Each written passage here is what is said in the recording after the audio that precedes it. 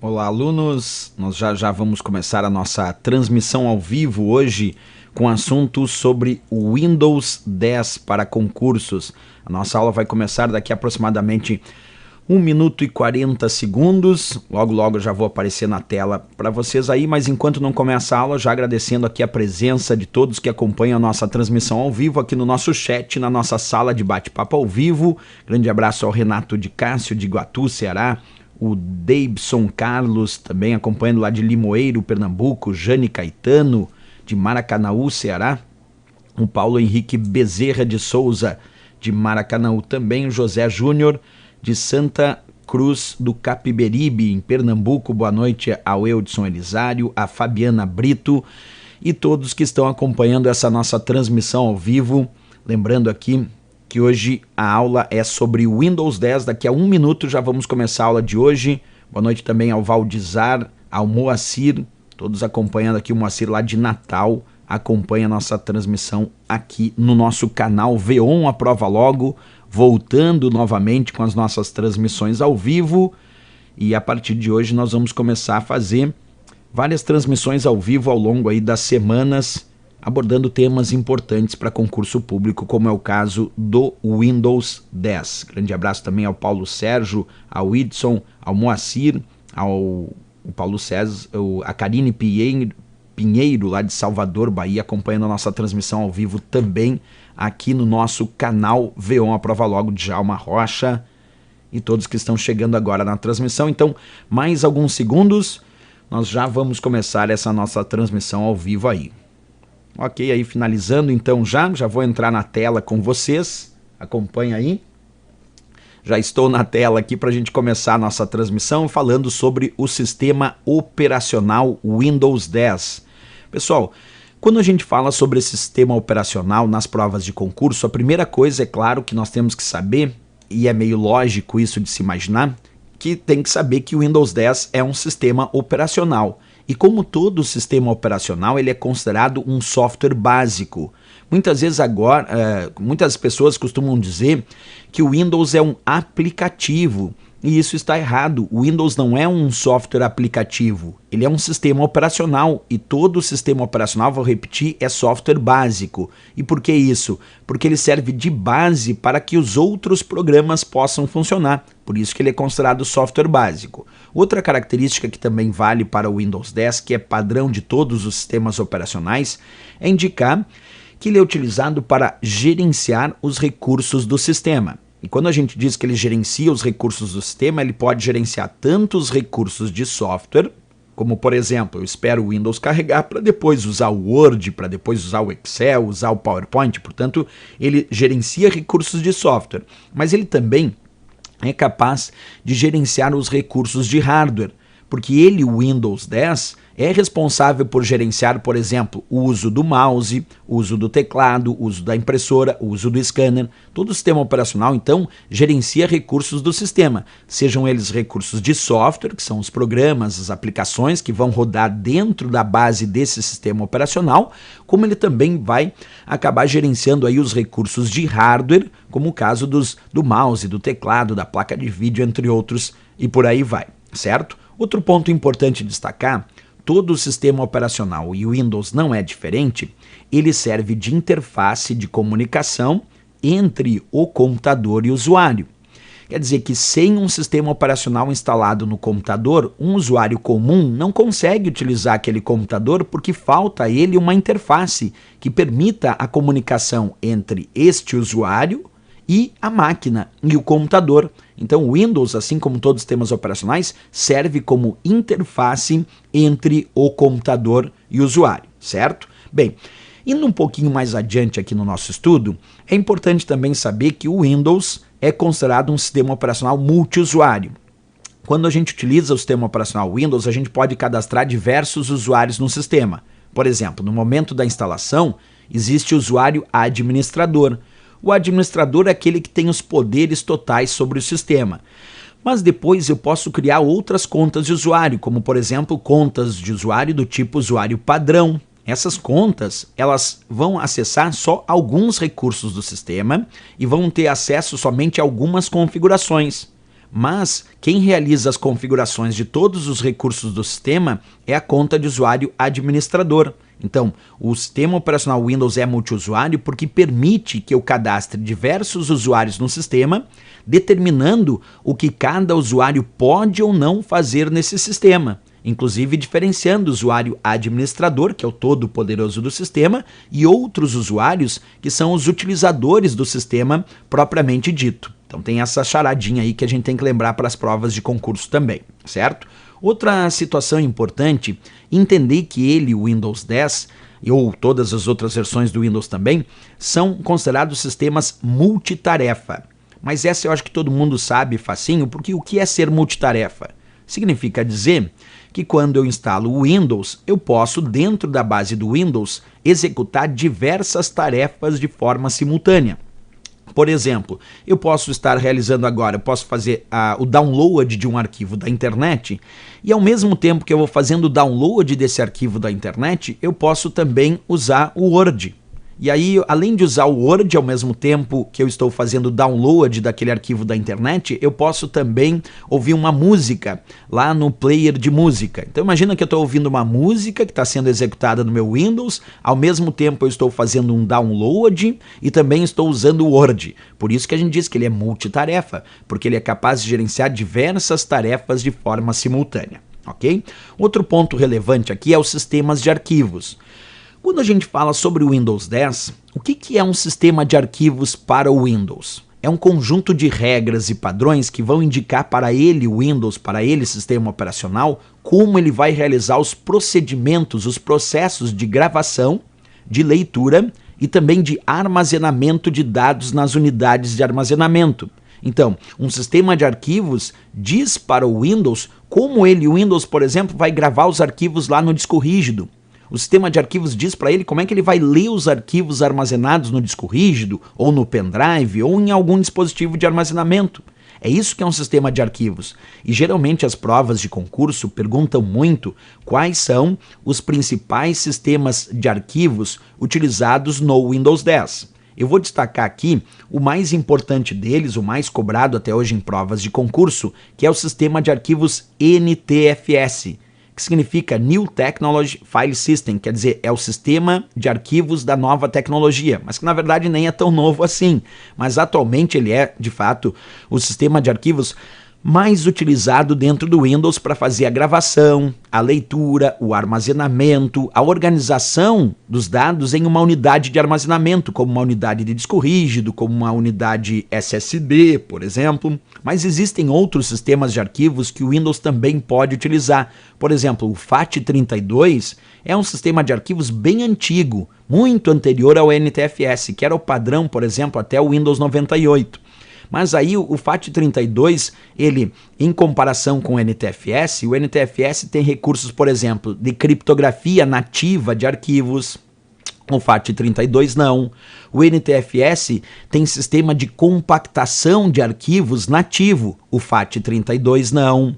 O NTFS permite partições com tamanho maior, além de partições maiores, também arquivos com tamanho maior, se comparado ao FAT32, que é um sistema de arquivos mais antigo, né? O EXFAT que está aqui também pode aparecer na prova com o nome de FAT64, e ele é um sistema de arquivos mais recente se comparado ao FAT32, portanto também é um exemplo de sistema de arquivos que a prova pode sugerir, a gente tem que lembrar aí. Tá bom? Então falamos aí dos sistemas de arquivos, e aí lembra desses três como a base para o teu estudo se a prova perguntar exemplos de sistemas de arquivos utilizados pelo Windows.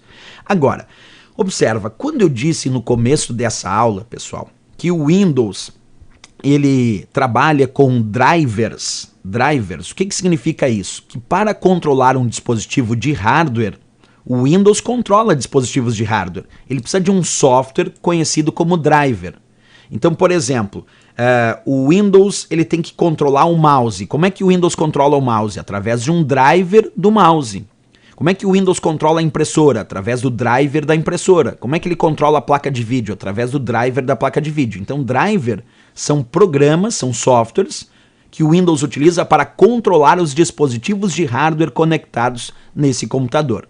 Pessoal, fazendo um agradecimento especial aqui ao Paulo Sérgio, aqui na nossa sala de bate-papo ao vivo, aqui no nosso chat. O Paulo Sérgio acabou de fazer uma doação aqui no canal, e eu agradeço sempre quando vocês fazem essas doações, pessoal, porque elas são muito importantes para que a gente continue publicando cada vez mais aulas ao vivo aqui no canal, porque são essas doações que permitem que a gente continue viabilizando o projeto de fazer aulas ao vivo gratuitas, né? Então, muito obrigado à doação aqui do Paulo Sérgio, que acabou de fazer aqui na nossa sala de bate-papo ao vivo aqui no nosso chat. Então não esquece mais da historinha que eu comentei antes para vocês, né? Quando eu falo de driver, é um software para controlar um dispositivo de hardware. Agora, olha só um slide que eu trouxe aqui para a gente fazer uma comparação e a diferenciação do termo driver, sem R no final, e driver com R no final. Por que é diferente para efeito de respostas de provas de concurso, driver e driver? Se a gente pegar só driver, como ali está descrito, driver é uma unidade de armazenamento de dados. Quer dizer, é um hardware. Por exemplo, a gente diz pendrive. Então, quando é só drive sem R no final, é uma unidade de armazenamento, é o pendrive.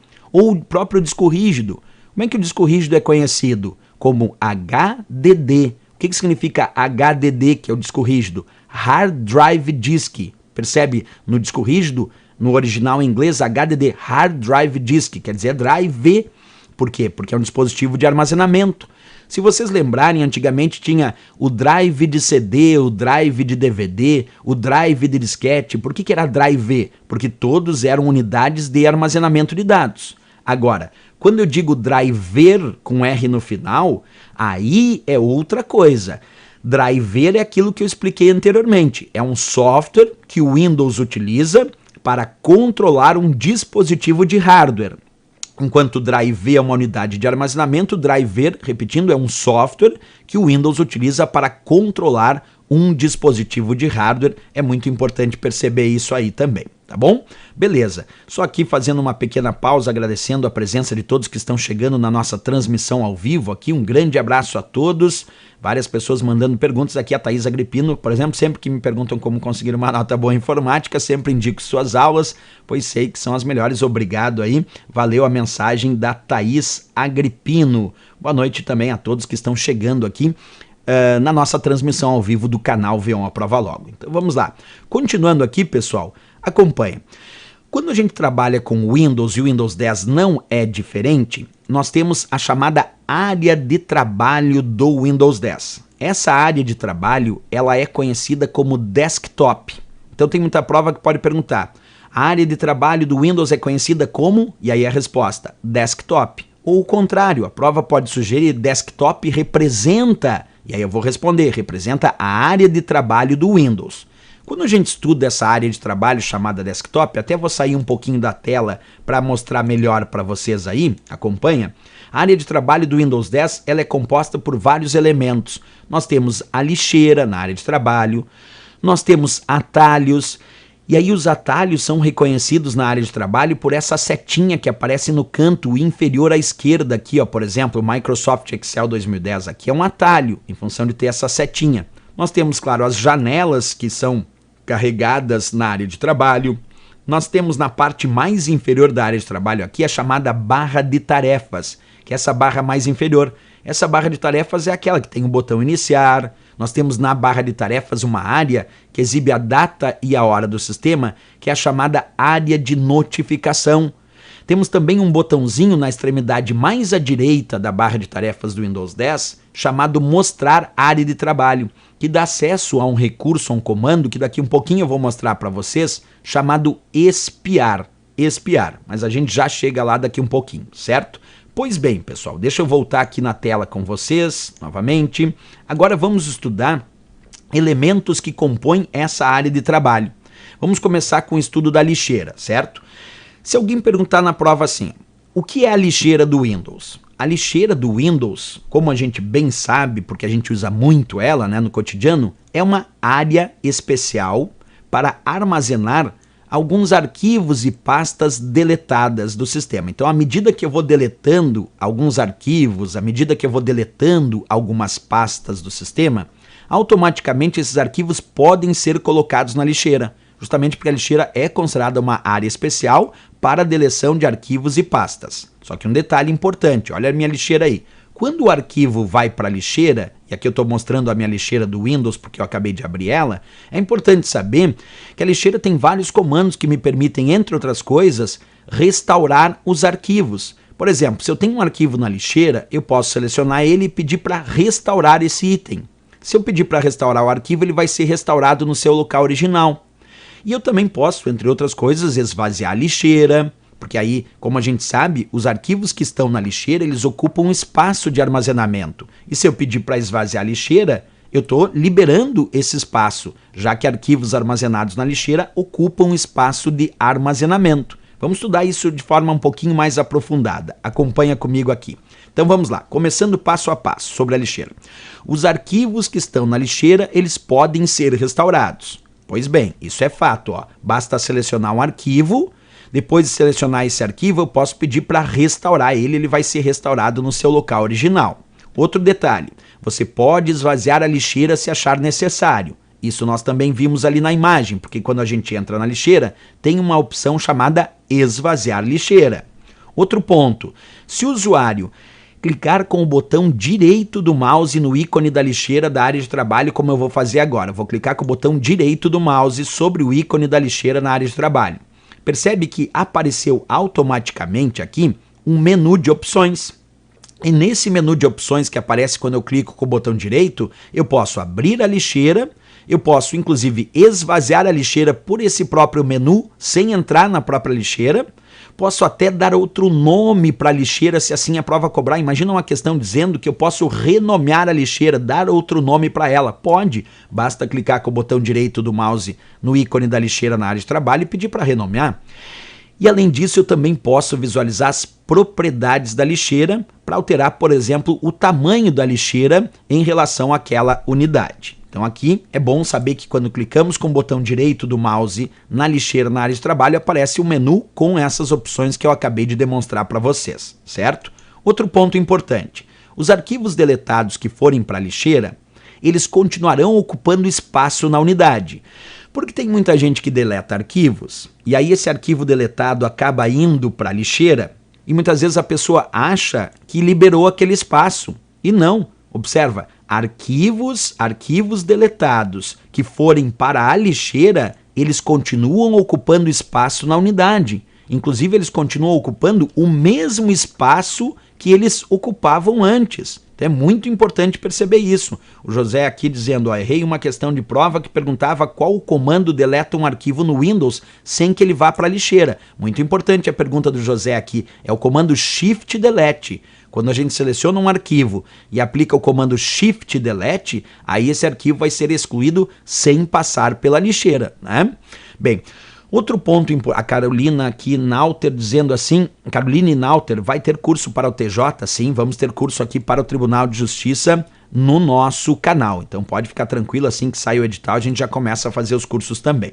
Bem, continuando aqui as histórias da lixeira, né, pessoal? Arquivos que forem maiores do que a capacidade de armazenamento da lixeira serão excluídos sem passar pela lixeira. Isso porque a lixeira tem um espaço pré-definido. Para partições até 40 GB, o padrão da lixeira é 10% da unidade ou da partição. Então, uma partição de até 40 GB, 10% vai ser o tamanho da lixeira. Para partições maiores do que 40 GB, a lixeira pega 10% sobre 40 GB e 5% sobre o que ultrapassa 40. Então, toda a lixeira do Windows, ela tem um tamanho. Só que esse tamanho é variável e depende do tamanho da unidade. Repetindo, para partições ou unidades até 40 GB, a lixeira aplica 10% para ser o seu tamanho. Para partições maiores do que 40 GB, aí a lixeira faz o seguinte, ela pega e aplica 10% sobre 40, 10% sobre 40 e 5% sobre o que excede 40 GB. E aí dá o tamanho da lixeira padrão, certo? Mas se o arquivo for maior do que o tamanho da lixeira, aí é claro que ele vai ser excluído sem passar pela lixeira, porque daí ele não cabe dentro da lixeira, como a gente bem comentou, né? A Anália Pacheco aqui perguntando, vai ter curso para a Câmara Municipal de Conselheiro Lafayette, Minas Gerais? Ainda não observei, mas talvez eu faça curso, vou anotar aqui, certo? A Amália Pacheco, e vou consultar, talvez a gente faça aqui vídeos também para a Câmara Municipal de Conselheiro Lafayette, Minas Gerais. Eu ainda vou ver num outro momento, ok? Bem, aqui o Alan Dias, professor, essa aula vai ficar disponível? Sim, essa aula vai ficar disponível aqui no canal, Vê uma Prova Logo, para que vocês possam assistir depois normalmente, tá bom? Seguindo adiante aqui, outra coisa, quando a gente clica lá com o botão direito do mouse sobre o ícone da lixeira, é importante saber que aqui tem aquele itemzinho propriedades, né?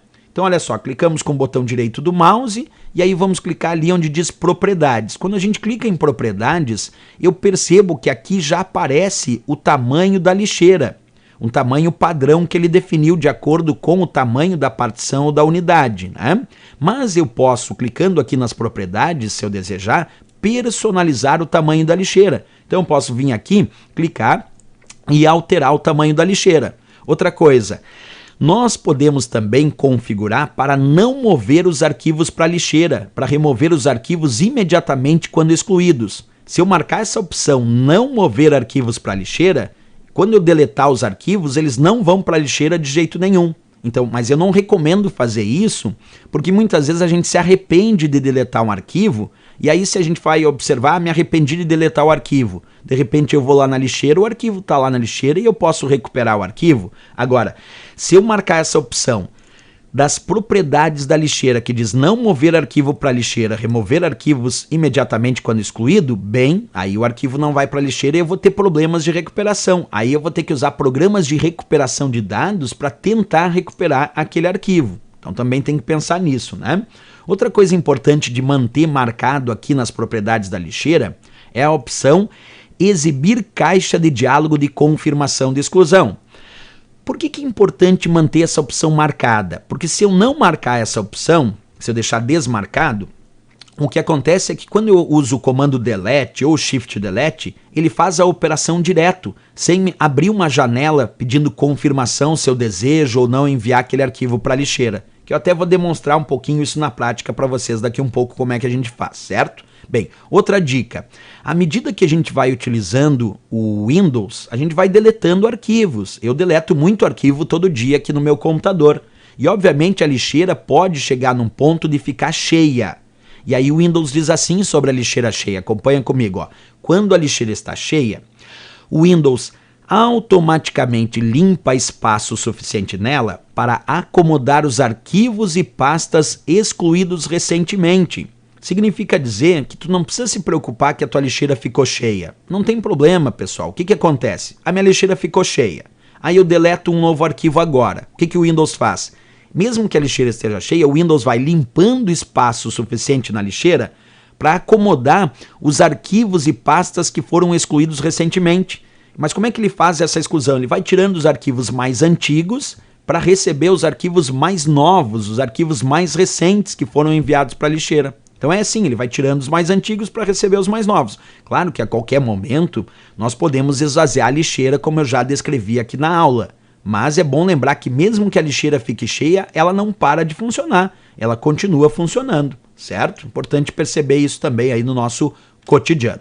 Bem, outra coisa, pessoal. Quando a gente começa a falar das opções de comandos sobre a lixeira, observa a ideia do comando delete. Olha que importante. Por padrão, se o usuário seleciona um arquivo armazenado no disco rígido do computador e aplica o comando delete, por padrão, após a confirmação, esse arquivo vai para a lixeira. Por padrão, não por obrigação, porque se o arquivo for maior que a lixeira não vai. Mas por padrão, quando eu seleciono um arquivo e aplico o comando delete no disco rígido, se esse arquivo estiver armazenado no disco rígido ou numa partição do disco rígido, após a confirmação, esse arquivo vai para a lixeira. Observa comigo aqui, ó. Entrei numa pasta aqui da unidade C do meu computador, da unidade disco rígido, selecionei esse arquivo curso.xlsx e apliquei agora o comando delete aqui no teclado. Ó. Vou aplicar o comando delete, o del. Aí olha a mensagem que apareceu.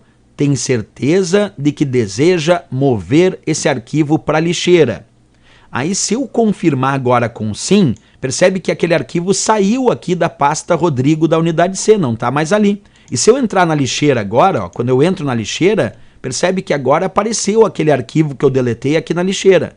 Isso porque, a princípio, quando eu aplico o comando delete, após a confirmação, o arquivo é movido para a lixeira. Pois bem, mas antes fizeram uma questão aqui no chat que perguntaram qual é a tecla de atalho que eu utilizo para excluir o arquivo sem passar pela lixeira. E aí eu comentei que era o Shift Delete ou Shift Del, porque quando eu seleciono um determinado arquivo e aplico o comando Shift mais Delete, após a confirmação, esse arquivo será excluído sem passar pela lixeira. Então, Shift Del ou Shift Delete, após a confirmação, o arquivo é excluído sem passar pela lixeira. Vamos ao exemplo prático. Então, vou pegar esse mesmo arquivo curso.xlsx aqui, que está na unidade C, na unidade Escorrige do meu computador, e eu vou aplicar agora o comando Shift Delete. Vamos ver o que acontece? Olha ali, a mensagem que apareceu agora diz: tem certeza de que deseja excluir esse arquivo permanentemente. Tem certeza de que deseja excluir esse arquivo permanentemente. Antes, quando eu apliquei o delete, dizia tem certeza que deseja mover esse arquivo para a lixeira. Como agora ele está dizendo permanentemente, quando eu confirmar agora clicando em sim, o arquivo então agora, pessoal, foi excluído de forma imediata sem passar pela lixeira. E aí, como não está na lixeira, fica mais difícil eu recuperar esse arquivo. Se eu quiser recuperar esse arquivo após confirmar, eu vou precisar usar programas específicos de recuperação de dados e talvez eu consiga restaurar esse arquivo, mas talvez eu também não consiga. Então tem esse probleminha aí, né? Outra dica.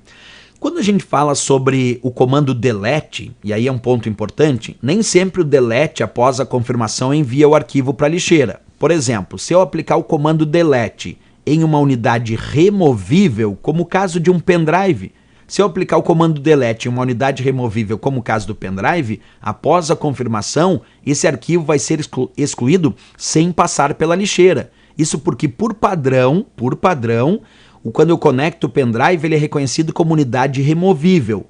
E quando o Windows reconhece uma unidade como removível e não como disco rígido, o Windows não atribui lixeira para aquela unidade. Por isso, o delete em unidades removíveis como um pendrive por padrão, o arquivo é excluído sem passar pela lixeira após a confirmação, né? Então observa comigo aqui, outra dica. Se eu usar o comando delete em um arquivo que está armazenado em um local da rede, é a mesma historinha da unidade removível. Aplicar o comando delete em arquivos armazenados em locais da rede e não no meu computador, após a confirmação, o arquivo também vai ser excluído sem passar pela lixeira. E aí a mensagem que aparece é aquela que eu disse antes. Tem certeza que deseja excluir esse arquivo permanentemente. Então cuida aí com esse detalhezinho que a gente tem aí sobre a lixeira do delete em unidades removíveis, que não vai para a lixeira, e também o delete em locais da rede, que esse arquivo também não vai para a lixeira, vai ser excluído sem passar por ela, tá bom? Outro ponto, pessoal, quando a gente vai falando aqui sobre o Windows 10, é importante estudar o que nós chamamos de componentes da barra de tarefas. Como nós já vimos antes aqui no começo dessa aula, quem é a barra de tarefas? A barra de tarefas, deixa eu até sair da tela aqui para não atrapalhar vocês. Olha aqui a imagem. A barra de tarefas é essa barra que aparece por padrão na parte inferior da área de trabalho. Mas, se o usuário desejar, ele pode clicar e colocar essa barra de tarefas em outras posições. Por padrão, ela aparece na parte inferior. Mas nós podemos colocar aqui, ó, na direita, posso clicar e arrastar e colocar na parte superior, posso clicar e arrastar e colocar na esquerda, posso clicar e arrastar na parte inferior. Então nós temos 4 posições possíveis para a barra de tarefas, como eu estou mostrando. É inferior por padrão, posso colocar na direita, posso colocar na parte superior, posso colocar na esquerda e, claro, na parte inferior. Então são 4 posições possíveis para a barra de tarefas aí na área de trabalho do Windows, né? Fator importante da gente lembrar para a prova aí as posições da barra de tarefas. Agora, pegando só ela em si e separando aqui só a barra de tarefas e os seus componentes, percebe que nós temos aqui o chamado botão iniciar. O botão iniciar é o primeiro componente da barra de tarefas. E aí quando a gente clica no botão iniciar, obviamente acessa o menu iniciar, claro. Mas a pergunta que fica é, Que diferença tem o menu iniciar do Windows 10 se eu comparar ele com o menu iniciar, por exemplo, lá do Windows 7, que era uma versão anterior ao Windows 10, que tinha menu iniciar? Olha só, quando a gente clica no botão iniciar do Windows 10, a principal diferença que já é observada na imagem do menu iniciar do Windows 10 são os chamados blocos dinâmicos. Quem são os blocos dinâmicos? São esses quadros que aparecem de forma quadrada ou retangular, que nós temos aqui no menu iniciar no painel direito. Então percebe que o painel direito do menu iniciar do Windows 10 possui blocos dinâmicos. Esses blocos dinâmicos são configuráveis, eu posso clicar e arrastar mudando as suas posições. O usuário pode configurar programas que ele deseja colocar como bloco dinâmico, porque através dos blocos dinâmicos nós podemos acessar programas, nós podemos acessar redes sociais, mensagens de e-mail, calendário, entre tantos recursos que eu desejo colocar disponíveis como blocos dinâmicos no menu iniciar. E um outro ponto importante, se por acaso o usuário clicar com o botão direito do mouse, atenção, clicar com o botão direito do mouse em um bloco dinâmico, vocês vão perceber que aparece aqui um menu, e esse menu me permite desafixar aquele bloco dinâmico que eu escolhi desse menu iniciar. Me permite também redimensionar o bloco dinâmico. E quando eu clico aqui onde diz redimensionar, vocês vão perceber que aparece aqui, ó, pequeno, médio, largo ou grande. Então, se a prova sugerir, nós podemos alterar o tamanho dos blocos dinâmicos no menu iniciar? Podemos. Basta clicar com o botão direito do mouse sobre o bloco dinâmico desejado, escolhe a opção redimensionar e ali eu posso escolher o tamanho que esse bloco dinâmico vai apresentar ali. Pode ser pequeno, médio, largo ou grande. Então, o usuário é livre para poder fazer isso, certo? Beleza. Respondendo aqui alguns que me mandaram mensagens no chat, a Fabiana Brito perguntando se teremos aula amanhã. Amanhã provavelmente teremos aula sim também ao vivo, não dou garantias aqui, mas se a conexão ficar estável nós vamos fazer aula ao vivo também, e se não for ao vivo vai ser gravada aqui no canal. Sempre acessem o canal porque vai ter no mínimo aula gravada, sempre tem também, né? Aqui também o Francisco Siqueira Campos Neto perguntou, e se for um HD externo? Isso lá em relação à lixeira. Bem, por padrão um HD externo é reconhecido como disco rígido, e aí por padrão o Windows atribui lixeira para ele, certo? Aqui também o Paulo Sérgio dizendo, professor, Fortaleza está à sua espera para outro aulão. Ah, legal. Ele dizendo, o aulão no Detran Ceará foi top. Sim, a gente teve o ano passado, em 2018, lá em Fortaleza, no Ceará. O aulão foi sensacional, adoro Fortaleza, foi incrível aquele aulão. Quem sabe no futuro aí a gente retorna também para Fortaleza, lá no Ceará. Obrigado, grande abraço ao Paulo Sérgio aqui. Beleza, continuando agora a nossa aula aqui, pessoal, acompanha. Além disso, o menu iniciar do Windows 10, ele exibe uma área que nós chamamos de mais usados, que aqui eu destaquei com esse quadro amarelo. Essa área mostra os programas mais usados por esse usuário que ficam ali disponíveis para um acesso rápido, né? Nós temos também um pouquinho abaixo aqui, além dessa área mais usados que eu destaquei, nós temos uma outra área que mostra os diversos programas que estão disponíveis para esse usuário em ordem alfabética aqui dentro do nosso menu iniciar. Então é importante saber que quando a gente acessa aqui o menu iniciar, aparece justamente a lista dos diversos programas em ordem alfabética. E isso também é interessante, tá bom? O que mais nós temos aqui no menu iniciar do Windows 10 para estudar? Nós temos uma sequência de botões bem à esquerda aqui, ó. Então nós temos uma coluna aqui à esquerda com uma sequência de botões. Esse primeiro que aparece aqui é o usuário atual. Aparece aqui a foto ou a descrição do usuário atual, né? Quando eu clico ali no nome do usuário atual, na fotinha do usuário atual no menu iniciar, eu posso aqui alternar entre usuários cadastrados no sistema, quer dizer, numa operação que nós conhecemos como trocar usuário. Podemos alterar as configurações desta conta de usuário, podemos bloquear a conta de usuário, bloquear temporariamente, aí o sistema fica bloqueado com aquela conta de usuário e depois, quando eu quero voltar a desbloquear o sistema, eu digito a minha senha e ele desbloqueia o sistema de novo.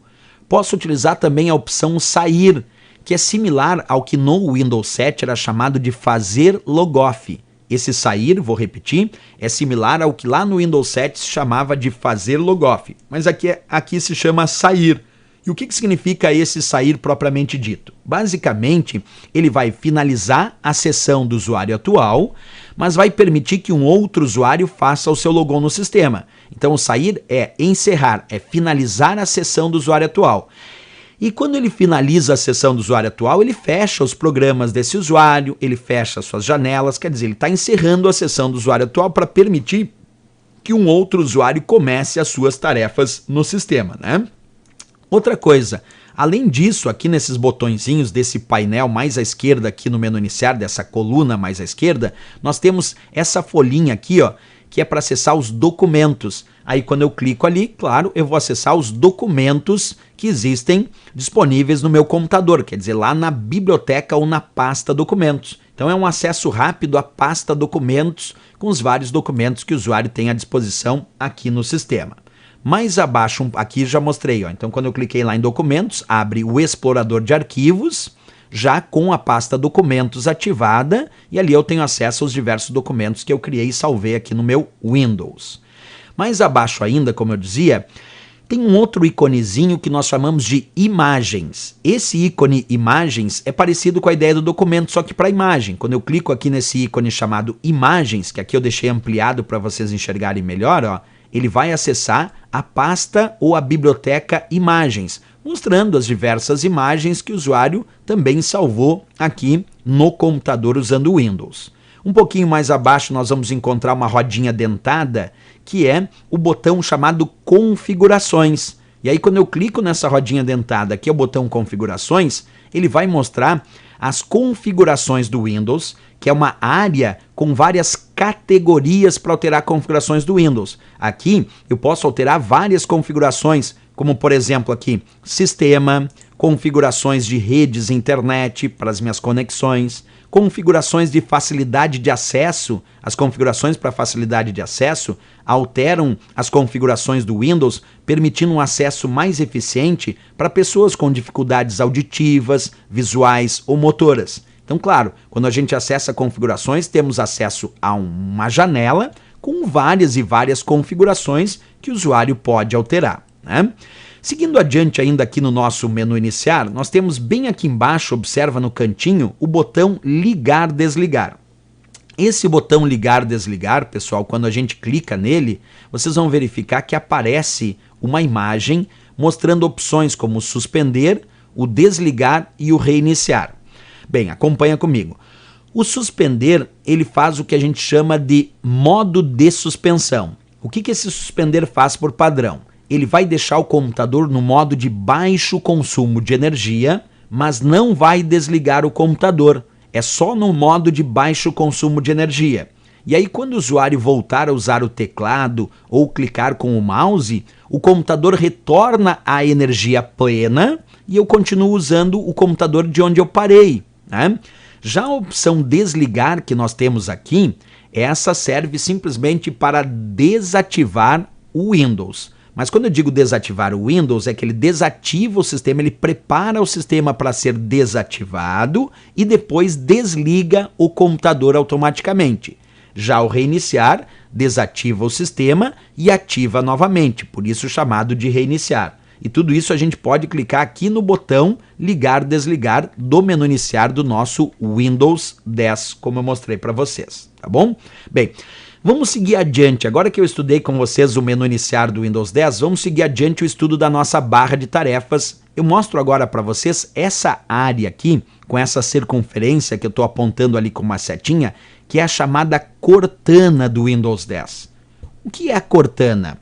A Cortana no Windows 10 é um verdadeiro assistente digital, um assistente pessoal, virtual, assistente digital, que auxilia o usuário na pesquisa de recursos, de dúvidas, de arquivos, de pastas, de busca na internet. A Cortana, na verdade, é um verdadeiro assistente digital, um assistente virtual pessoal, que auxilia o usuário na pesquisa do que ele desejar no sistema.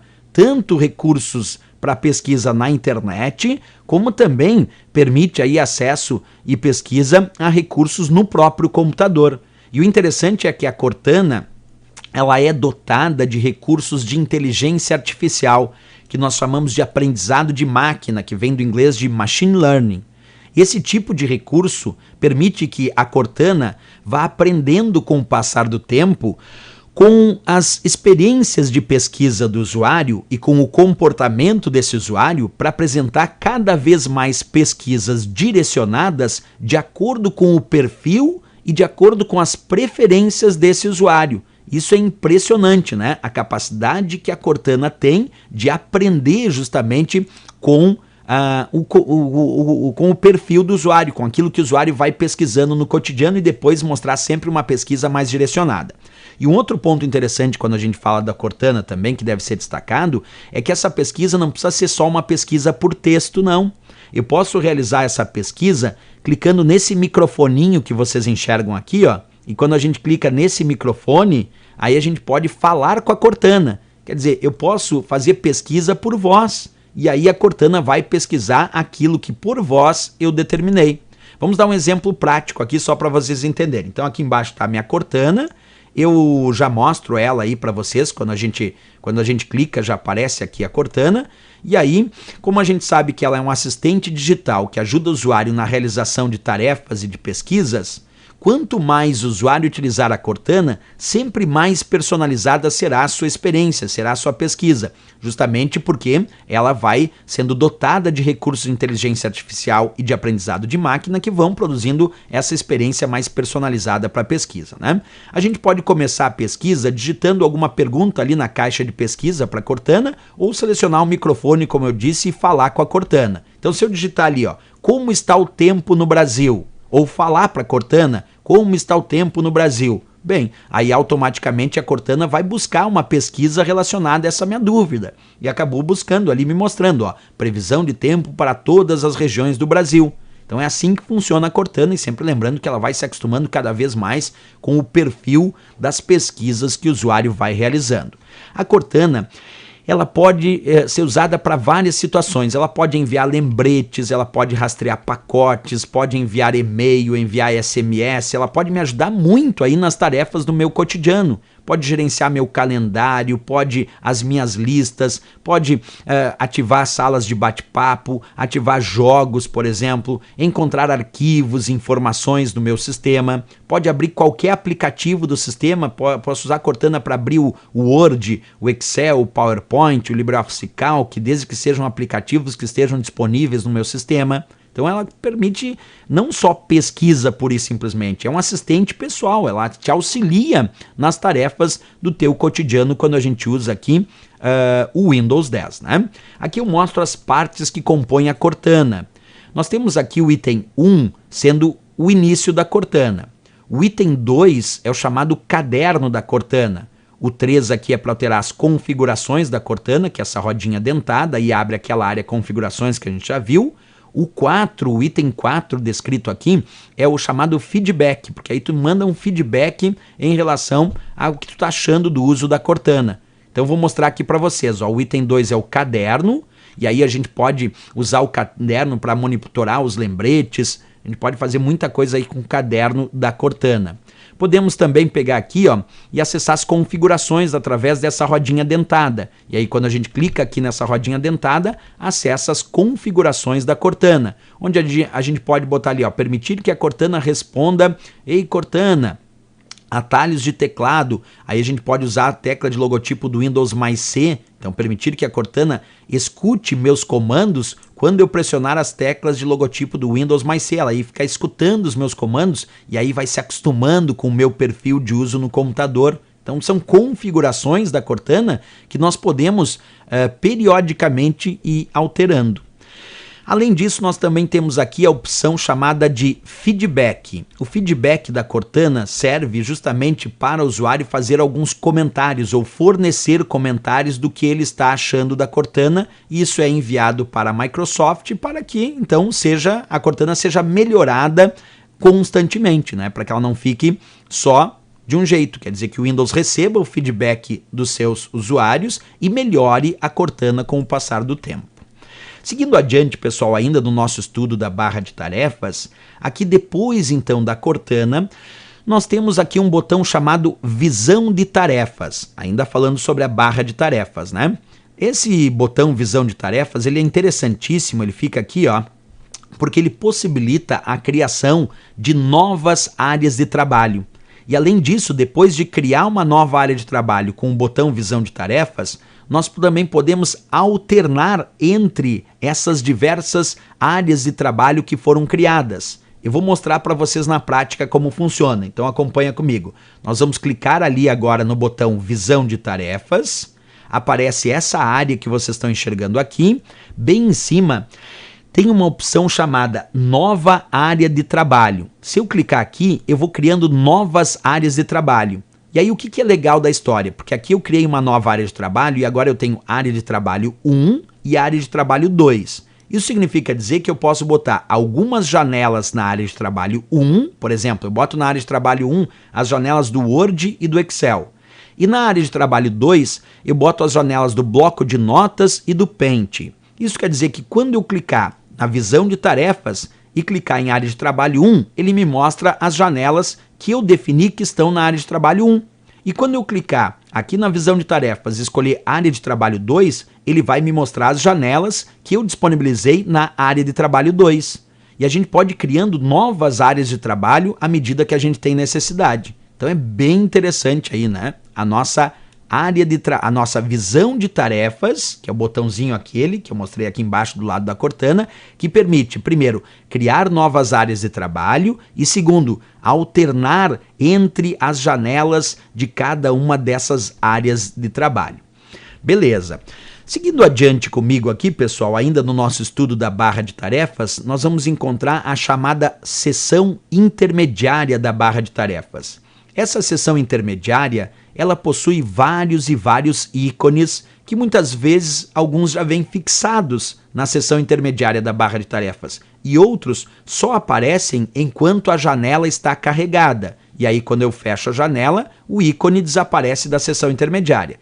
Mas eu vou dar um exemplo de um ícone que já vem fixado na seção intermediária da barra de tarefas e que ele é muito importante hoje para o nosso estudo. Acompanha aqui, ó, esse ezinho grego que vocês estão enxergando aqui, ó.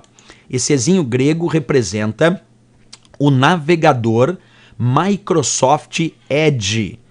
Se uma prova perguntar o que é um Microsoft Edge, primeiro ele é um navegador, claro, mas mais que isso, ele é considerado o navegador padrão do Windows 10. Então, o Microsoft Edge é considerado o navegador padrão do Windows 10. Não pode esquecer disso, certo? Professor, mas só vem o Microsoft Edge como navegador? Não, vem outros navegadores também. O Internet Explorer é o outro navegador que também vem junto com o Windows 10. Então, nós temos, quando nós instalamos o Windows 10, vem dois navegadores. Vem o Internet Explorer ainda e vem o Microsoft Edge. Mas se a prova perguntar qual é o navegador padrão para acessar as páginas da web usando o Windows 10, é o Microsoft Edge. Isso não quer dizer que a gente não possa instalar outros navegadores. Eu posso instalar outros navegadores. Eu posso instalar o Google Chrome depois, eu posso instalar o Mozilla Firefox. A gente pode sim ir instalando novos navegadores, certo? Isso é bem importante a gente lembrar. Outra coisa, quando a gente vai utilizar o Microsoft Edge, agora eu estou mostrando aí para vocês na tela aparecendo esse navegador chamado Microsoft Edge, uma das coisas mais interessantes e inovadoras do Microsoft Edge em relação ao Internet Explorer é esse botão que eu estou mostrando para vocês aqui, estou apontando, que é chamado de anotações, que é uma canetinha que está ali no cantinho, ó, à direita. Certo? Esse botão anotações, quando eu clico, ele abre uma barra de ferramentas com vários recursos para anotações a caneta, anotações com marca-texto, anotações através de digitação. Então, se eu escolher aqui, por exemplo, anotação por marca-texto, eu vou clicando e eu posso criar marcações de texto realçando elementos da página da web que eu estou acessando. E ainda posso clicar para criar anotações. Olha só que interessante, a gente acessa uma página da web com Microsoft Edge, clica para criar anotações nas páginas da web que acessamos. E o melhor de tudo, depois, se a gente fechar o Microsoft Edge e no futuro a gente acessar essa mesma página da web, aquelas anotações que a gente fez a caneta aqui ou digitamos, elas continuam disponíveis. E aí eu posso continuar acessando as mesmas anotações. Isso quer dizer que ele grava e deixa gravada essas anotações aqui. Isso é muito interessante, né? Essa capacidade que ele tem de gravar as diversas anotações. Beleza. Outra coisa importante no Edge é essa estrelinha aqui, que agora no Microsoft Edge se chama Hub, H-U-B. Quando a gente clica nessa estrelinha que se chama Hub aqui no Microsoft Edge, ele vai abrir uma área que tem favoritos, para acessar a lista dos sites preferidos desse usuário, quer dizer, dos seus sites favoritos. Tem a chamada lista de leitura, que eu posso ir armazenando páginas que eu acessei para depois realizar a leitura sem necessariamente precisar estar conectado, ou mais, usando até mesmo a lista de leitura para acessar essas mesmas informações com outros dispositivos que estão sincronizados com o meu computador, permitindo acessar a mesma informação da lista de leitura em um outro dispositivo. Posso acessar aqui também através do Hub o histórico, mostrando as páginas que eu visitei nos últimos dias. Também posso acessar aqui a lista dos downloads que eu efetuei, mostrando quais foram os arquivos que eu realizei download nesses últimos dias também, tá bom? Outra coisa importante, pessoal, ainda sobre o navegador Microsoft Edge. À medida que eu desejar compartilhar com os meus amigos ou com alguém ou nas redes sociais essa página da web que eu estou acessando aqui, nós temos no Microsoft Edge um botão chamado compartilhar. Aí o usuário clica no botão compartilhar e escolhe como ele deseja compartilhar essa página da web que ele está acessando. Ele pode compartilhar isso nas redes sociais, como Facebook, como Twitter. Então nós podemos compartilhar através desse botão a página da web que estamos acessando. Temos também aqui um recurso que são esses 3 pontinhos aqui, ó, bem no cantinho, que são as chamadas configurações do Microsoft Edge. E aí quando a gente clica aqui no botão configurações, nesses 3 pontinhos, aparece um menu, e nesse menu tem muita coisa aqui, mas tem uma que me chama a atenção, que é a chamada nova janela in private. Quando eu desejo acessar uma página da web com a navegação em private ativada, eu clico aqui, escolho nova janela em private e aí ele abre a janela em private com essa guia escrito in private aqui em cima. E aí eu sei que o que eu acessar agora, a página da web que eu acessar com a navegação em private ativada, ela não vai ficar marcada no histórico. Também não vão ficar cookies armazenados no meu computador, indicando informações do acesso que eu realizei. E também não ficarão arquivos de internet temporários armazenados no meu computador, mostrando arquivos das páginas que eu visitei. Então, quando nós ativamos a navegação em private, é porque nós queremos realizar uma navegação privativa, isto é, sem que fique marcado no histórico, sem que fiquem arquivos de internet temporários armazenados, sem que fiquem cookies indicando as páginas que eu visitei. Agora, mesmo que eu acesse, atenção que eu vou dizer, mesmo que eu acesse com a navegação em private ativada, isso não significa dizer que os dados da minha navegação não ficarão armazenados nos servidores dos provedores, porque isso não evita. Mesmo que eu acesse com a navegação em private ativada, as informações do que eu acesso vão ficar armazenadas lá nos servidores dos provedores que eu utilizei para realizar esse acesso. E isso não evita, isso não tem como evitar com a navegação em private. Então cuida desse detalhezinho aí também para a prova, né? Outro ponto aqui, pessoal, quando a gente deseja adicionar um site a favoritos, nós podemos simplesmente clicar nessa estrelinha que aparece junto à barra de endereços aqui do Microsoft Edge. Aí nós clicamos nessa estrela e ele então adiciona aos favoritos ou à lista de leitura esse site que estamos acessando, né? E é importante também perceber aqui, ó, que a tecla de atalho que ele indica para adicionar um site a favoritos é a tecla de atalho Ctrl+D. Tecla de atalho, aliás, muito cobradas em outras provas de concurso. Então, para adicionar um determinado site que eu estou acessando em favoritos ou na lista de leitura, a tecla de atalho no Microsoft Edge é Ctrl+D. Tem que lembrar disso também, né? Bem, seguindo adiante aqui, pessoal, ali a Fabiana Brito perguntou uma coisa sobre atalho. Para acessar a navegação em private, o atalho é Ctrl+Shift+P. Ctrl+Shift+P de private, porque lá no Google Chrome o atalho para navegação anônima é Ctrl+Shift+N, mas para acessar a navegação em private, a tecla de atalho é Ctrl+Shift+P, de privativa, de navegação private, de privativa, tá bom? Segue adiante ainda, ó. Nós temos também a possibilidade, depois que a gente clica ali para adicionar os favoritos, de aparecer esta imagem que vocês estão vendo aqui.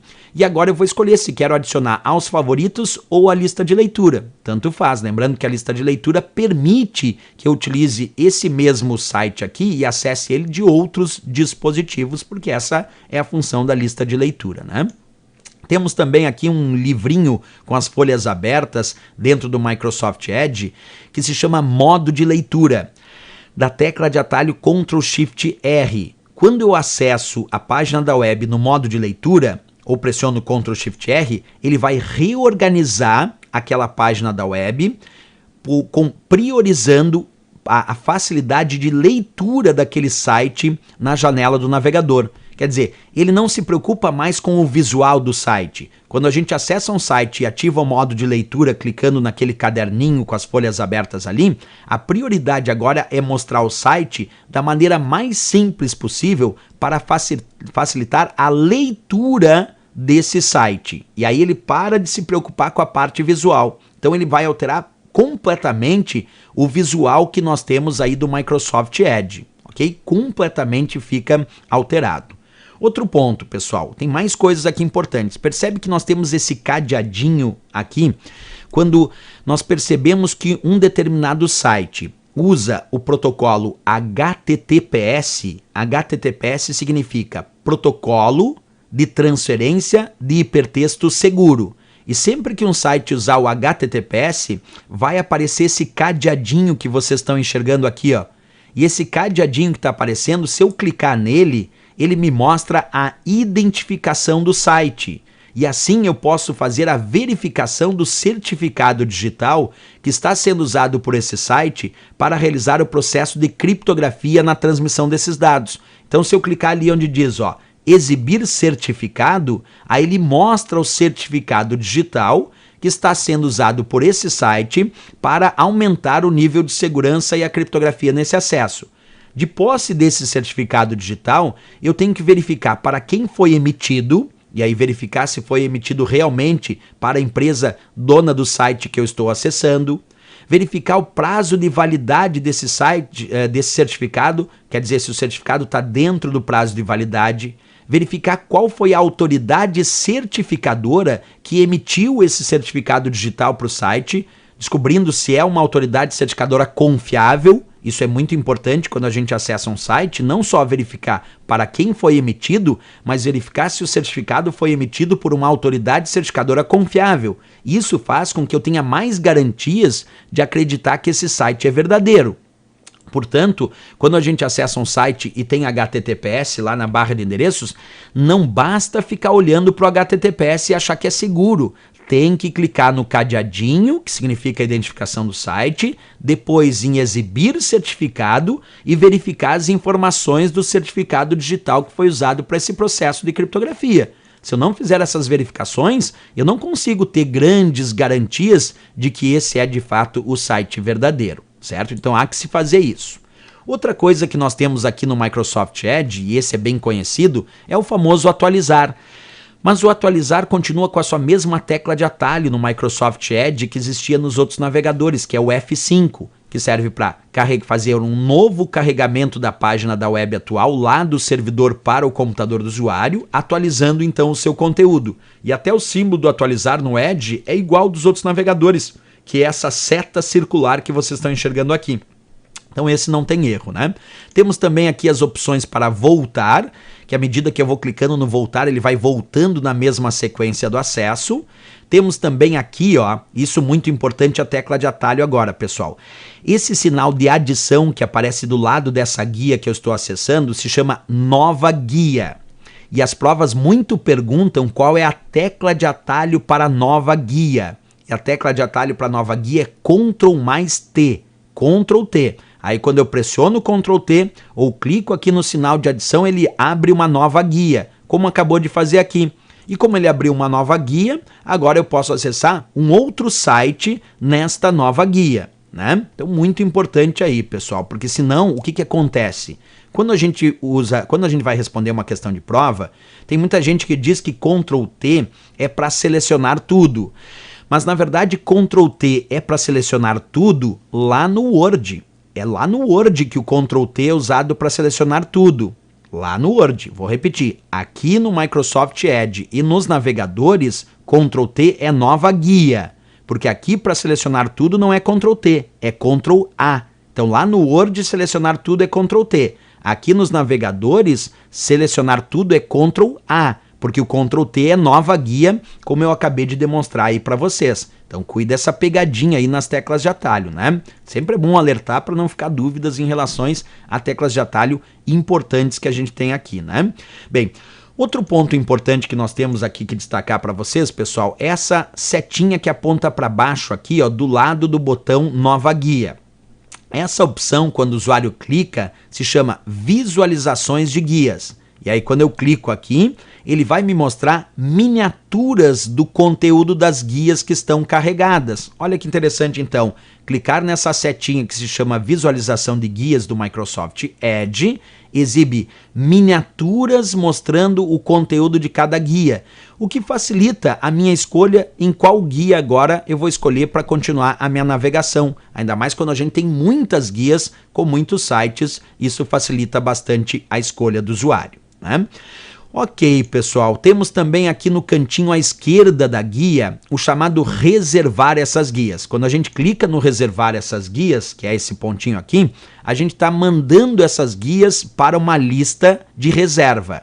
E aí depois a gente pode clicar aqui nesse botão bem no cantinho superior esquerdo que se chama Guias que você reservou. Então, depois de ter reservado as guias, eu clico aqui em guias que você reservou e ele vai mostrar, então, as guias que eu reservei para acessar elas de forma simultaneamente, para restaurar todas essas guias que eu reservei. Então, a gente pode ir reservando guias para acesso futuro através desse botãozinho chamado Guias que você reservou. Então, primeiro eu vou reservando as guias e depois vou usando aí Guias que você reservou, tá bom? Beleza. Matamos a charadinha aí da explicação do nosso navegador Microsoft Edge, né? Fiz explicações importantes aí desse navegador. Agora vamos continuar. Ainda falando sobre a nossa barra de tarefas aqui, nós vamos encontrar esse botão chamado Explorador de Arquivos. O botão Explorador de Arquivos que nós temos aqui dentro do Windows 10 permite ao usuário acessar um gerenciador de arquivos e pastas. O nome desse gerenciador de arquivos e pastas, que aqui se chama Explorador de Arquivos, lá nas versões mais antigas, como no caso do Windows 7, se chamava Windows Explorer. Mas no Windows 10 eles mudaram o nome do antigo Windows Explorer, mudaram para Explorador de Arquivos. Então tenha cuidado aí com a historinha do nome do Explorador de Arquivos que acabou mudando, né? Era Windows Explorer e agora Explorador de Arquivos. Vamos estudar um pouquinho mais de forma aprofundada esse Explorador de Arquivos. O que ele é? O Explorador de Arquivos ele é considerado um gerenciador de arquivos e pastas. Ele também pode gerenciar unidades de armazenamento e também as bibliotecas do Windows. Mas o que significa ser um gerenciador de arquivos e pastas? Significa dizer que através dele eu posso deletar arquivos, eu posso mover arquivos, posso copiar, posso renomear. E tudo isso significa gerenciar arquivos e pastas. Para a gente ver um pouquinho isso de forma mais efetiva, vamos abrir ele aqui, ó. Então, acabei de abrir o meu explorador de arquivos, que era o antigo Windows Explorer. De cara, eu já percebo uma novidade do explorador de arquivos do Windows 10 em relação às versões mais antigas do Windows Explorer, que é uma área que nós chamamos de acesso rápido. Então, quando a gente abre o explorador de arquivos no Windows 10, aparece essa área aqui chamada acesso rápido. E o que tem nessa área aqui de importante, professor? Que essa área acesso rápido me mostra as pastas frequentes, que são as pastas que eu uso com frequência, que eu acesso com frequência, e também aparece os arquivos recentes, quer dizer, os últimos arquivos que eu utilizei aqui no meu Windows. Interessante isso, então, área acesso rápido, repetindo, mostra a lista das pastas frequentes e também mostra a lista dos arquivos recentes. Vamos pegar aqui a parte teórica para tu não esquecer mais então. Quando o explorador de arquivos for aberto, você trará nessa área chamada acesso rápido que eu acabei de mostrar. As pastas usadas com frequências e os arquivos usados recentemente ficam listados ali. E aí tu pode até fixar as pastas favoritas nessa área acesso rápido. Como é que a gente faz para fixar as pastas favoritas na área acesso rápido? Basta posicionar o ponteiro e clicar nesse alfinete que vocês enxergam aqui. Percebe que junto a essa pasta frequente aqui do YouTube, por exemplo, ó, tem um alfinetezinho. Se eu clicar ali, ele fixa essa pasta na área do acesso rápido. E aí, mesmo que ela não seja uma pasta frequente, como ela está fixada, eu vou continuar acessando normalmente depois, sem problema nenhum. Então, interessante também aí o recurso que me permite acessar ou fixar pastas na área chamada acesso rápido. Outro ponto importante que a gente precisa destacar em relação ao explorador de arquivos é o item chamado Este Computador. O Este Computador, que antigamente era chamado de Meu Computador, me permite o acesso às unidades de armazenamento de dados que estão disponíveis e configuradas aqui no meu computador. Então, quando a gente clica ali ó, em Este Computador, aqui no painel de navegação à esquerda tem o itemzinho Este Computador. Aí no painel da direita aparece as unidades de armazenamento e suas partições que estão disponíveis nesse computador e que eu posso ter um acesso mais rápido através dessa área. Como, por exemplo, quando eu conecto um pendrive, esse pendrive vai automaticamente ser reconhecido na área Este Computador como uma unidade de armazenamento e o Windows então vai atribuir uma letra para ele. E aí eu posso acessar rapidamente essa unidade através do item Este Computador do explorador de arquivos. O que mais nós temos? Outra coisa importante que eu destaco sobre o explorador de arquivos do Windows 10 é que ele tem o chamado sistema de nuvem da Microsoft OneDrive previamente configurado. Quer dizer, quando a gente acessa o explorador de arquivos do Windows 10, já vem pré-configurado para o usuário utilizar o sistema de nuvem da Microsoft chamado OneDrive. E aí o usuário pode passar, então, a armazenar os seus arquivos nas pastas do OneDrive usando o próprio explorador de arquivos. Acompanha comigo aqui. O OneDrive, então, agora faz parte do explorador de arquivos, certo? E olha o que acontece. Quando eu pego um determinado arquivo aqui e eu arrasto esse arquivo para uma pasta do OneDrive, além de manter uma cópia desse arquivo no meu computador, armazenada no meu computador, ele automaticamente armazena uma outra cópia desse arquivo nos servidores de nuvem da Microsoft desse sistema conhecido como OneDrive. Isso faz com que depois eu possa acessar esse mesmo arquivo até mesmo usando outros dispositivos e não só o meu computador. Eu posso aí acessar esse arquivo usando o meu smartphone, porque ele vai estar nas pastas de nuvem do OneDrive, usando o meu tablet, porque ele vai estar nas pastas de nuvem do OneDrive. Então isso que é interessante. Além do que também, se por acaso der um problema com o meu arquivo armazenado aqui no meu computador, eu fico tranquilo, porque ele salvou também uma cópia desse arquivo nas pastas do OneDrive. E aí eu posso recuperar esse arquivo lá da nuvem, trazendo de volta à utilização, criando o que a gente chama de backup em nuvem, utilizando aí as pastas do OneDrive. Então isso também é uma característica bem interessante que já vem pré-configurado o sistema de nuvem OneDrive dentro do explorador de arquivos aqui do nosso Windows 10. Né? Bem, vamos só mencionar então. O OneDrive é um sistema de armazenamento de dados em nuvem, que também pode ser chamado de Cloud Storage, porque quando a prova pergunta o termo Cloud Storage, isso significa armazenamento de dados em nuvem. E o OneDrive é um sistema Cloud Storage. Isso porque eu posso salvar os meus arquivos e depois acessá-los do meu computador, usando um tablet, usando um smartphone ou até outro computador com conexão com a internet. Aqui eu mostrei para vocês, então, as pastas do OneDrive, como documentos. Aí a gente pode criar até outras pastas dentro desse sistema de nuvem sem problema nenhum. Outra coisa importante. Quando a gente utiliza o Windows 10, a gente pode trabalhar também com as chamadas bibliotecas do Windows 10, que são um pouquinho diferente das pastas do Windows 10. As bibliotecas são locais que eu acesso e posso visualizar itens e arquivos armazenados em vários locais numa única coleção de forma centralizada chamada de biblioteca. Acompanha comigo aqui, ó. Quando a gente fala das bibliotecas, eu acabei de acessar as bibliotecas do meu Windows 10 no explorador de arquivos, eu tenho aqui, ó, documentos, imagens, músicas, vídeos. E aí, quando eu acessar a minha biblioteca imagens, ele vai exibir imagens que estão armazenadas em vários locais numa única coleção chamada Biblioteca Imagens. Até para que vocês entendam melhor isso, acompanhe um diagrama que eu fiz aqui para a gente compreender melhor. Imagina que eu acessei a minha biblioteca Imagens, e aí eu tenho várias imagens aparecendo dentro dessa biblioteca. Só que essa imagem aqui, ela está armazenada no disco rígido interno do meu computador. Essa outra aqui do cantinho está armazenada num outro computador da rede que eu faço parte. Já essa outra aqui que vocês estão visualizando, essa está armazenada num HD externo conectado ao meu computador.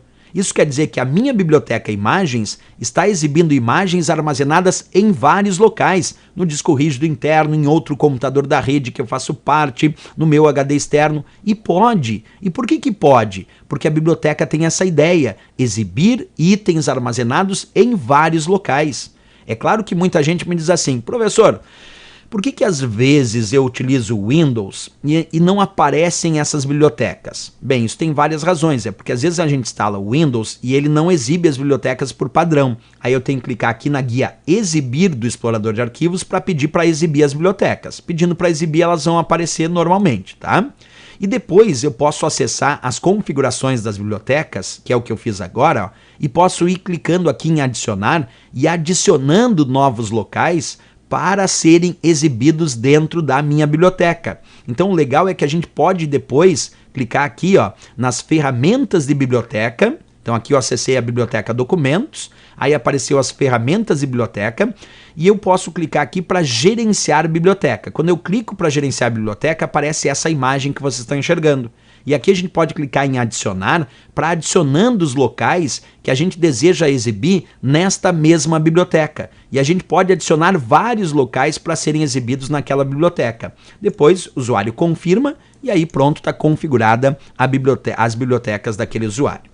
Outro ponto importante também, existem vários modos de exibição para exibir os arquivos e as pastas dentro do explorador de arquivos. Aqui eu fiz a listinha desses modos de exibição que nós temos no explorador de arquivos.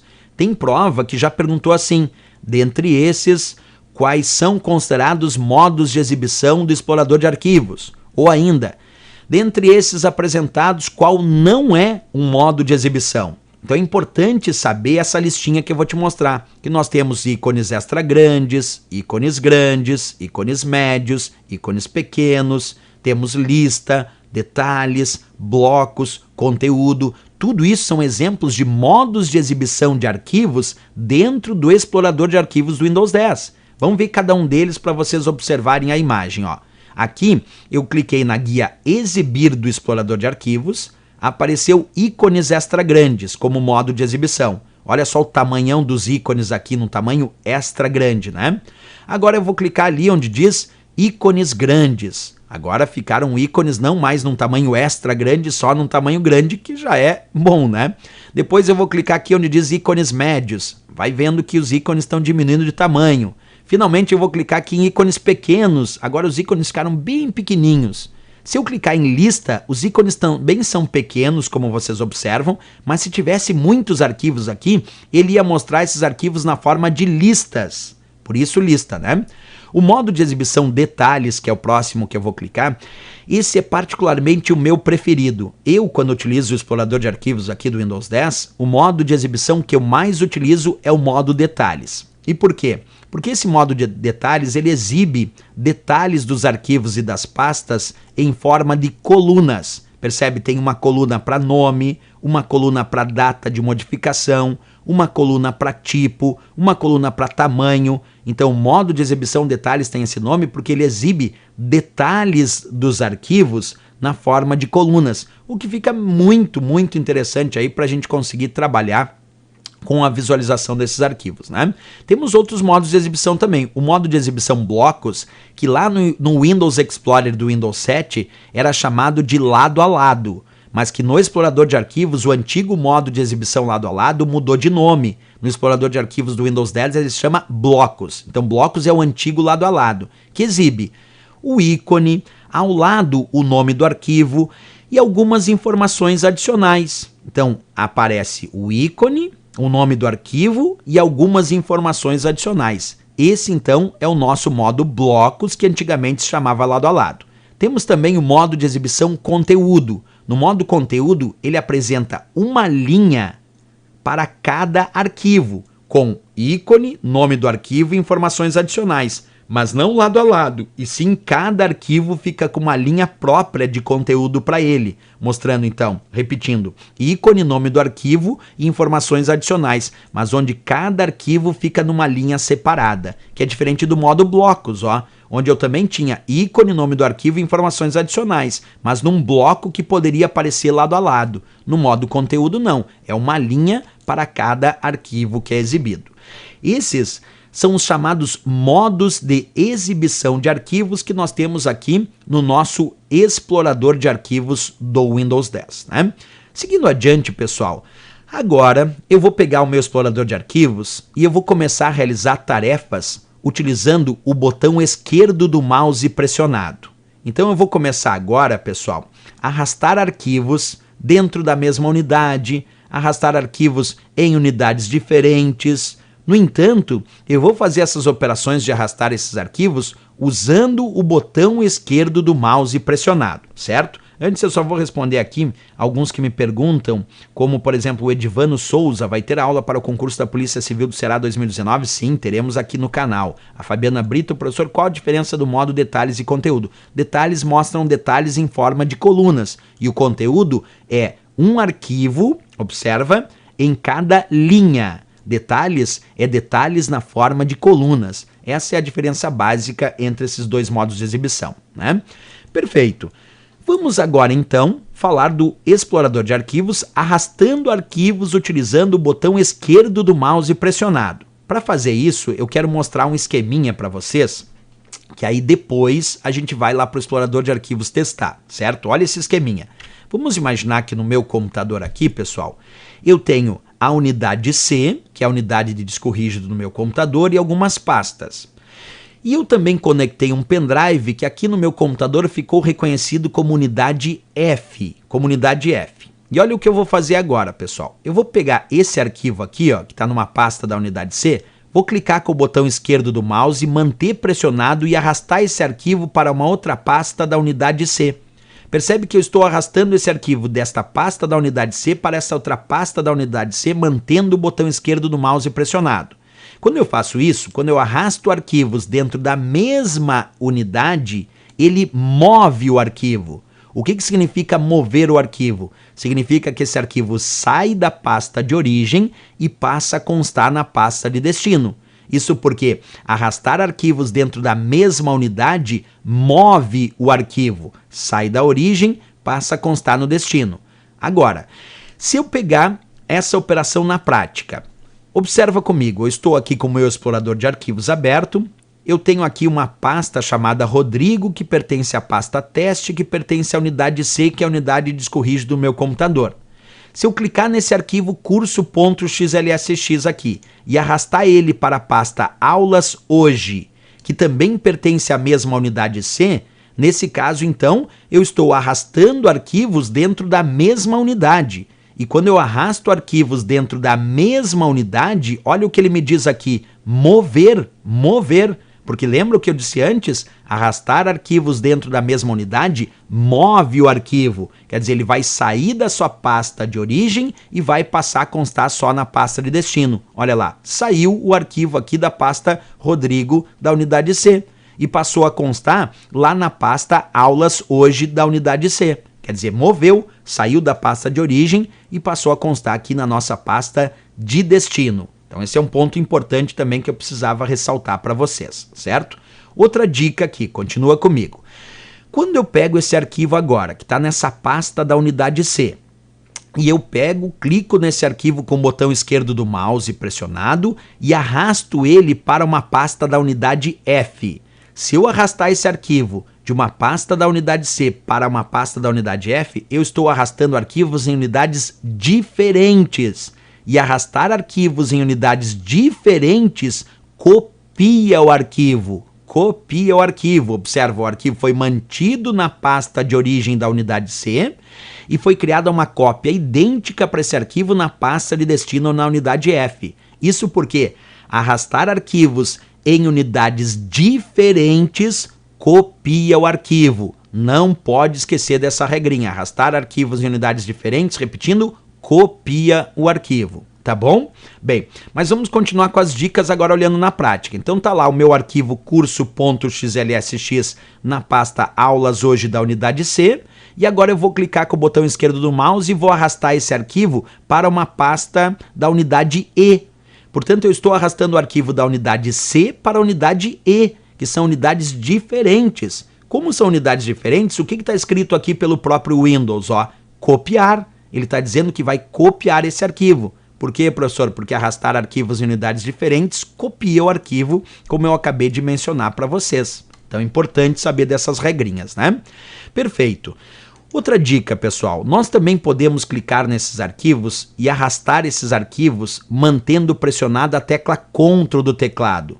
E quando eu arrasto um arquivo mantendo pressionado a tecla CTRL do teclado, aí ele vai copiar o arquivo e aí não importa se é a mesma unidade ou unidade diferente. Arrastar arquivos mantendo a tecla CTRL pressionada, copia o arquivo e vou repetir, não importa se é na mesma unidade ou unidade diferente.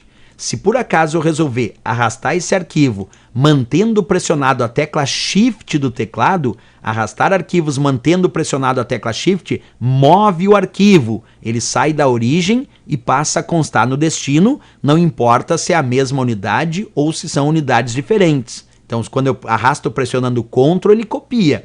Quando eu arrasto pressionando Shift, aí ele move o arquivo, certo? Outra dica, nós também podemos arrastar esse arquivo mantendo a tecla CTRL e a tecla Shift pressionadas simultaneamente. E aí quando eu arrasto o arquivo mantendo CTRL e o Shift pressionados simultaneamente, ele vai criar um atalho para esse arquivo no destino, também não importa se é a mesma unidade ou unidade diferente. Além da história do Ctrl e Shift, eu também posso arrastar esse arquivo mantendo a tecla Alt do teclado pressionada, que assim como o Ctrl e o Shift, manter o Alt pressionado enquanto arrasta o arquivo, também cria um atalho para aquele arquivo no destino. Então, duas maneiras de criar atalho.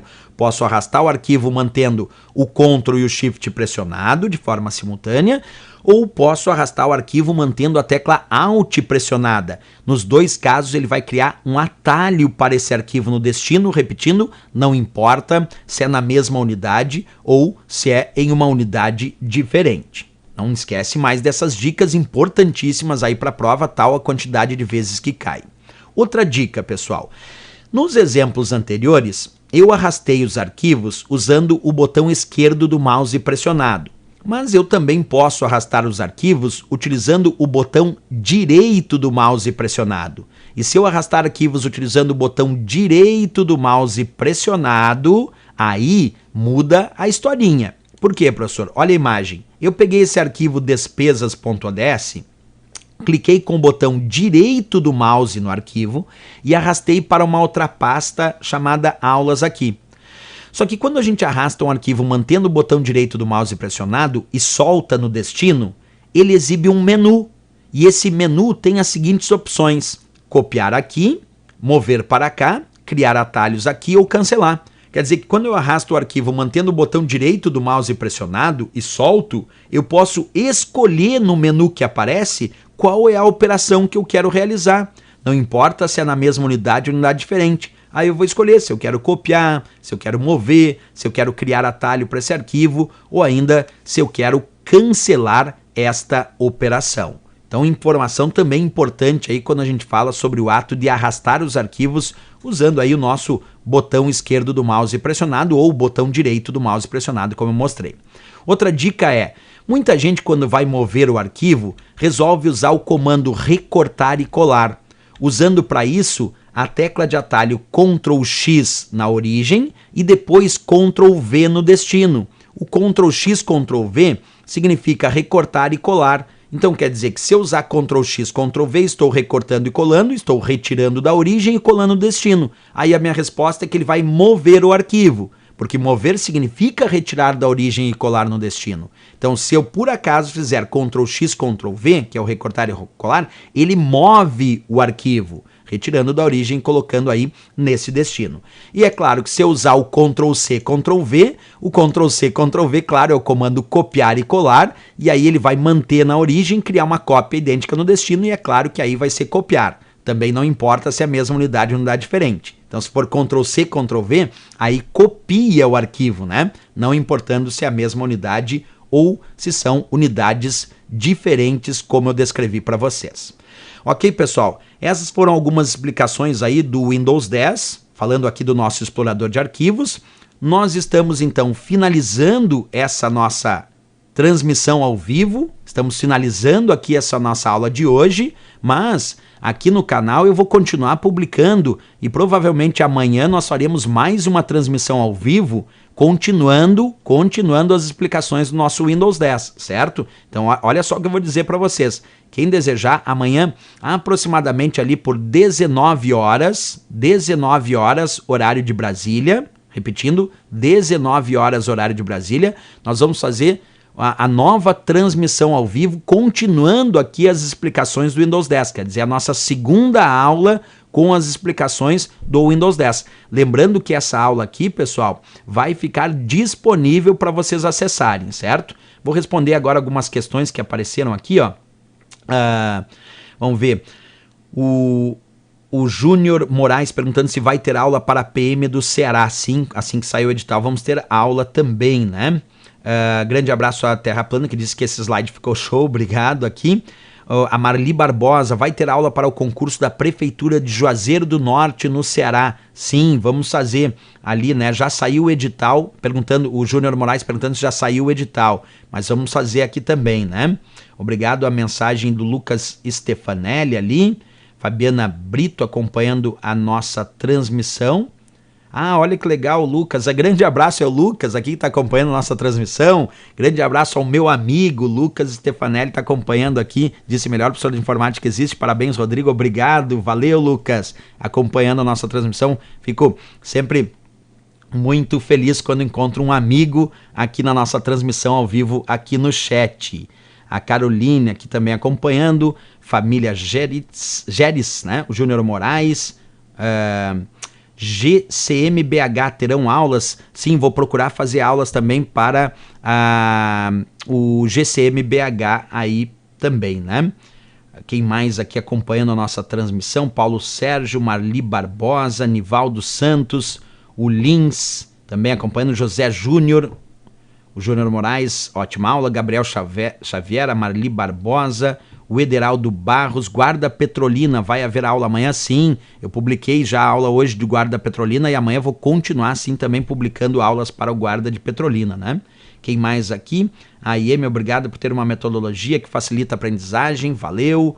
O Myrlon Marinho, valeu professor, obrigado então a presença de todos vocês que estão deixando mensagens aqui na nossa sala de bate-papo. Vamos ver quem mais aqui, o Francisco Siqueira Campos. Muito boas suas aulas, estou acompanhando suas aulas para a PM Ceará, já estamos na aula 40, é verdade. Lá no outro canal, né, no canal Informática para Concursos, nós estamos publicando já aulas para a PM do Ceará, lá já estamos na aula 40. O José Rego aqui também, parabéns, aula excelente, obrigado. A Luzia, top. O Eudes Xavier, boa aula, obrigado também. O Ederaldo Barros, valeu, professor. Valeu vocês aí por acompanharem sempre as nossas transmissões ao vivo. O Terra Plana, quero aproveitar para agradecer pelas aulas disponíveis no YouTube. Onde tiver uma, lá estou eu. É verdade, o Terra Plana aqui sempre acompanha as nossas transmissões ao vivo, sempre comentando ali. Obrigado, né, pessoal? Sempre que vocês puderem nos ajudar também, compartilhando os nossos vídeos, compartilhando os links das nossas aulas, avisando, aí isso faz a gente conseguir crescer como canal, e quanto maior o canal ficar, mais e mais aulas a gente vai conseguir publicar aqui no canal, para que vocês tenham, claro, conteúdo bem consistente e regular, que a gente consiga publicar muitas aulas. Isso também depende muito da ajuda de vocês, de compartilhar os nossos vídeos, compartilhar as nossas lives, chamar outros alunos para assistirem, porque é justo para que as transmissões sejam autossustentáveis, né? A gente precisa de muita gente assistindo e por isso que eu agradeço muito vocês, né? O Paulo Sérgio, um abraço para o professor Andrezan, vou mandar sim, pode deixar, Paulo Sérgio, que Paulo Sérgio esteve com a gente lá no evento que a gente fez em Fortaleza, no Ceará, né? Então um grande abraço aqui ao Paulo Sérgio, também Darei, o Andrezan foi com a gente lá também, vou mandar um abraço para ele. Zélia Santos Menezes, aula top, valeu, obrigado também. Aqui a Vanessa perguntando, vai ficar disponível, professor, essa aula? Sim, pessoal, essa aula vai ficar disponível para que vocês possam acessar ela a qualquer momento aqui no nosso canal V1 A Prova Logo, né? E o José perguntando qual o site do seu curso. Vou botar aqui, ó, quem quiser acessar o site do nosso curso é http://www.veonconcurso.com.br. O link eu deixei aqui mesmo, ali tá aparecendo, veonconcurso.com.br. Quem desejar acessar o nosso site, pessoal, é veonconcurso.com.br. O link está aqui na sala de bate-papo e também na descrição do vídeo. Lá tem vários cursos de informática disponíveis que vocês podem adquirir lá. E são cursos bem bons, né? Onde eu abordo de forma bem aprofundada todos os temas relacionados aos conteúdos de informática para concursos. Francisco Siqueira Campos, sim, ficará. Vanessa, perfeito, vai ficar disponível aqui a nossa aula no nosso canal V1 A Prova Logo. Certo, pessoal? Então era isso, né? Finalizamos a nossa aula de hoje. Amanhã, lembra, 19 horas, às 19 horas amanhã, até vou colocar aqui, ó, amanhã, às 19 horas, live no canal. Botei ali então, certo? Amanhã às 19 horas nós teremos mais uma live, mais um ao vivo aqui no canal, que nós vamos justamente continuar essa nossa aula sobre o Windows 10. O José Alves dizendo aqui, fui aprovado no último concurso que fiz, graças às suas aulas, que me ajudou muito. Olha que legal, muito joia quando chega essas mensagens. Parabéns então ao José Alves, que foi aprovado aí no último concurso. Eu sempre fico muito lisonjeado, né? Fico muito feliz em saber que estou podendo ajudar vocês e consolidar alguns sonhos, como a aprovação nos cargos que vocês desejam aí nos diversos concursos públicos pelo Brasil. Valeu mesmo a mensagem do José Alves aqui na nossa sala de bate-papo ao vivo. Ok, pessoal? Então era isso. Grande abraço a todos. Até a nossa próxima aula e bons estudos. Valeu!